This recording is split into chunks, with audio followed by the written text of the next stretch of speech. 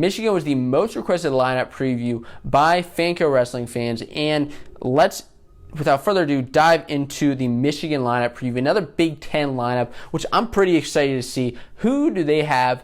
Where are they going to stack up next year in that NCAA tournament? So they have 2 returning All-Americans, 6 returning qualifiers. 2 of their qualifiers are graduated. They're no longer in the lineup. We'll get to that in a bit. They took 5th at Nationals last year. They were right behind Iowa, but a top 5 finish, that's not bad for Michigan. They're ranked right now number 3 in the Big Ten by Flow Wrestling in the preseason rankings. Of course, they're ranked behind Iowa and Penn State, so really taking a little bit of a jump. And after looking at this lineup, you'll see why they're taking a jump. I think Michigan's looking really, really strong. In the class of 2019, they have 2 top 100 recruits, and really those 2 are actually more in the top 40. So 2 very strong guys, just adding to the depth. At 125 pounds, we're going to get right into this and roll right through. 3 guys here. Austin Assad, who went 8-4 last year during his season. He is a senior. You have Kurt McHenry, who's a true freshman coming in. He is one of the highest recruits for Michigan, the number 27 recruit from St. Paul's, Maryland. He's unranked at his weight class. However, he was a cadet national champion, world champion. Now, it's possible that he takes an Olympic redshirt year next year. You could see that happen just because this weight is pretty loaded. You have Drew Matton, who's a returning starter who's a junior for Michigan. He's number 4 in the Big Ten right now, behind Spencer Lee and Rivera and Foley. Those rankings, of course, are by Flow Wrestling. Make sure you check out those rankings if you've not on Flow Wrestling, just so you know all about that. Now, he took 7th last year at Big Ten, so he's got to step up his game this year if he wants to help Michigan look for a Big Ten title or a national title. It's possible, but he's one of those guys that has to step it up. He was 21-9. His biggest wins are over Travis Petrosky and Zeke Moisey, which are 2 big wins nonetheless, but he has to step up his game. And I think that Matton is going to start at 125 pounds. At 133, another pretty loaded, this is actually probably the most loaded weight for Michigan. You have a couple guys: Noah Comer, a freshman; Cole Matton, a freshman; Nick Freeman, a redshirt freshman; and Joey Silva, a redshirt freshman. And of course, this is a loaded weight, but it's also a loaded weight with a lot of young guys, a lot of young talent who are going to be competing against each other to make that lineup for the next couple of years. Now, I'll get to Joey Silva in just a bit because I don't think he's going to be the starter at this weight. While he was 7-1 last year, he was injured going into Midlands, but that was last season. I don't think he's going to make the weight. And if you know anything about Michigan, you know that's because Stevan Micic was a starter last year and was a national title contender last year and is again this year. So listen, Stevan Micic is going to make this weight a 133. He's going to be the starter. Right now, he's ranked number 3 in the Big Ten behind Nick Suriano, and he's going to be tough to beat with Suriano, with Gross, with Pletcher, with DeSanto. It's a load of weight, just like last year. And then, listen, at the national tournament, you throw in a Fix, who may or may not be taking an Olympic redshirt year. It's just a load of weight. You throw in a Philippi. It's going to be a lot of tough guys to beat at 133 pounds. He was 3rd at Nationals. He's looking for his 4th All-American. Could he Olympic redshirt? Possible. Very possible. But I think Micic he's got this weight locked. Now, at 141, 3 guys here. The one guy I mentioned before was Joey Silva, a redshirt freshman coming in.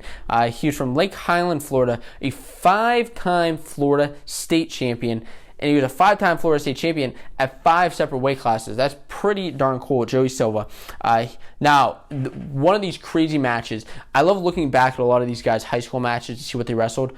Silva had a crazy match in the Ironman Finals against Real Woods back in 2017.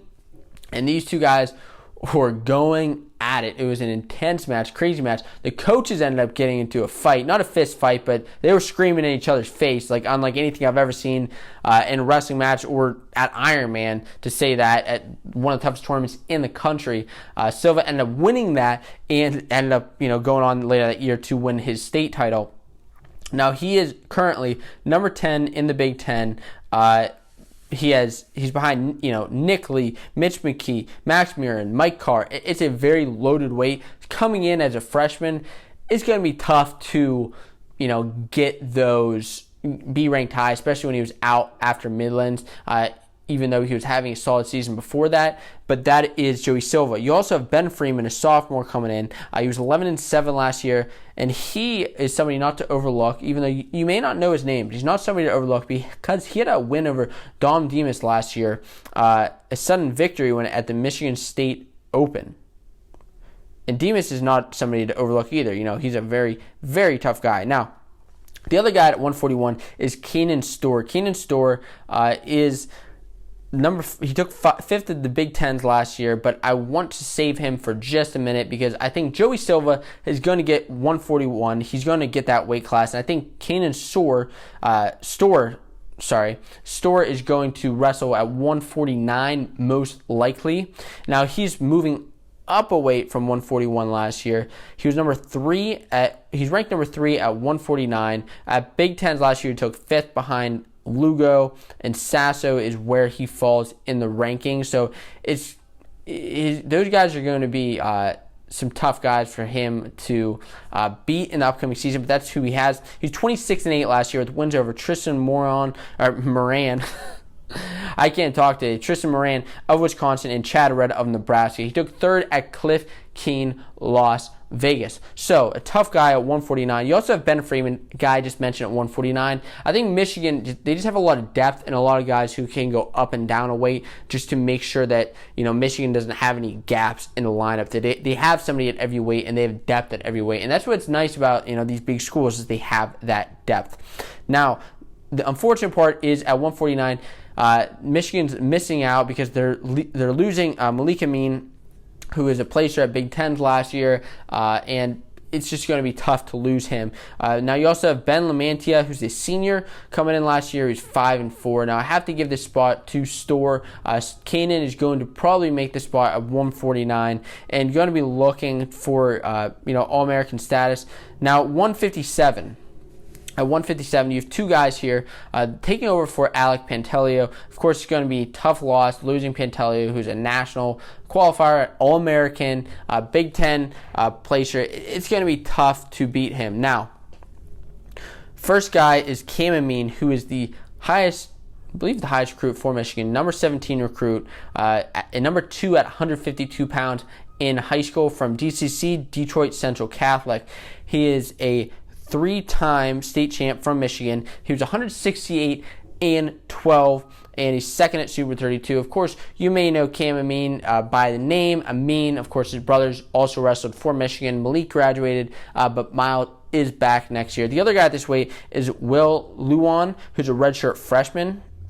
So he took his redshirt year last year. He's ranked number 7 in the Big Ten currently, behind Caleb Young, Deacon, Berge, among some other guys. He was 92 last year.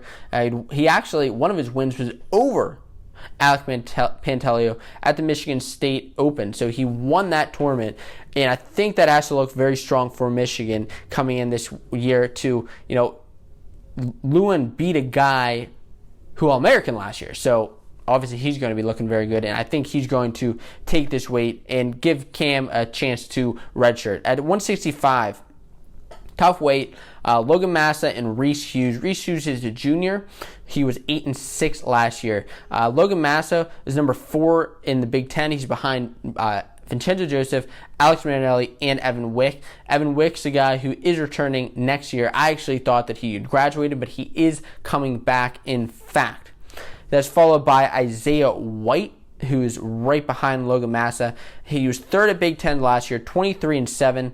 He actually had a win over Isaiah White and Evan Wick, so it's definitely possible that he places high in the Big Tens and looking for that podium at nationals. So I have to say Massa makes that spot at 165. At 174, Myles Amine. There's really no competition at this weight, so Myles Amine gets that weight at 174. If you're looking to know a little bit about him, let me tell you, he's ranked number 2 in the Big Ten right now, behind Mark Hall. Now, what's kind of crazy for Myles is last year he had more than 2 losses. Actually, his record was 22-4, but his only losses were to Zahid and Mark Hall, and he had multiple losses to those guys, so that was kind of unfortunate. He beat pretty much everybody else. He had wins over Daniel Lewis, Labriola, Mitch Feinsilver. He was a Cliff Keen Las Vegas champ, but he just couldn't get over Zahid. Now, Zahid is moving up a weight.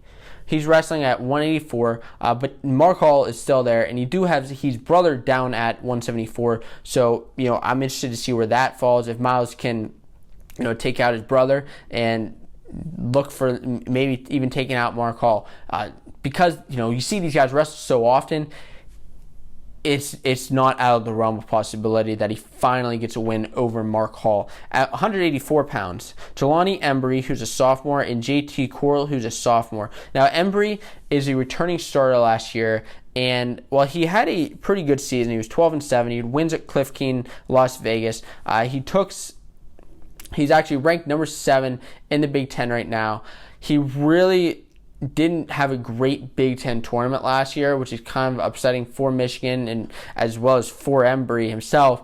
But he's going to have to really pick it up a notch and step it up if he wants to help Michigan win a Big Ten title and a national title, which, like I said before, is not out of the realm of possibility. But Embry's going to get that spot at 184. He's just got to step up his game. At 197, you have 3 guys, Bobby Stigro, Jackson Stigro, and Andrew Davison. Now, the Stigos are brothers, so that's kind of tough to be competing for the spot. But I think Jackson's a little bit older. He's a senior, whereas his brother, Bobby, is a redshirt freshman. Now, Andrew Davison, this guy sandwiched in between them, is a sophomore. He was 10-3 last year and won the Cleveland State Open. So a tough guy going to be competing against Strigow, who is the returning starter. Strigow now is ranked number 8 in the Big Ten, behind Colin Moore. You got Warner there. You got Mason Reinhart. He was 13-10 last year, and he's got to be looking for a spot on that podium at Big Tens and to help out Michigan at 197. And before I get to how I think Michigan will do overall as a team next year, let's talk about 285 pounds. And 2 guys, you have Zachary Nemec. Last year, he wrestled a couple opens. But the big guy here is Mason Parris, who, of course, recently won a junior world championship. Last year, he wrestled at the national tournament, qualified, didn't quite get to where he wanted to. He had a tough match really close to the beginning of the tournament with Sam Stoll. Not an exciting match, to say the least. Not really an exciting match. Not really what I expect to see out of Mason Parris. I expect him to pick it up big time this year. Now, he did have a solid season. I'm not going to lie. A big, solid season. But a couple of letdowns. Wins. He was 33-9. So he wrestled a lot of matches. And I think a lot of this is because he lost early in the tournament and ended up wrestling back. Also because I think just a lot of these Michigan guys, they have a tough schedule. Now, in a long schedule. He took 7th at Big Tens last year, and he lost in the blood round at Nationals. So it's not like he was, not putting out, not really doing a great job, because he was doing a good job. He just needs to take that over his next step. He has wins over Thomas Haynes of Lockhaven, of Matt Stencil of Central Michigan, of Amar Desi of Oregon State, Yusef Himda of Maryland. And like I said, that crazy match with Stoll, although he lost, it was a pretty crazy match and he could have won. So that is Michigan's lineup, but how will they do overall? Well, I think they're going to have a tough time competing with Iowa and Penn State. And by tough time, I mean it's going to be some good matches if they're on each other's schedule this year, which hopefully they are. Hopefully all these teams are wrestling this year. But I think that Michigan stands a shot at I don't know necessarily about winning a national title as a team, but definitely are in the realm of winning a Big Ten title. Now, I think Iowa and Penn State, we got to wait to see where a lot of these guys are, who's going to Olympic redshirt, what's going to happen. So that's that. And make sure, if you haven't checked out the other wrestling lineup videos, you check out that whole playlist from Arizona State to Virginia Tech. They're all there. Make sure you check out all those lineups.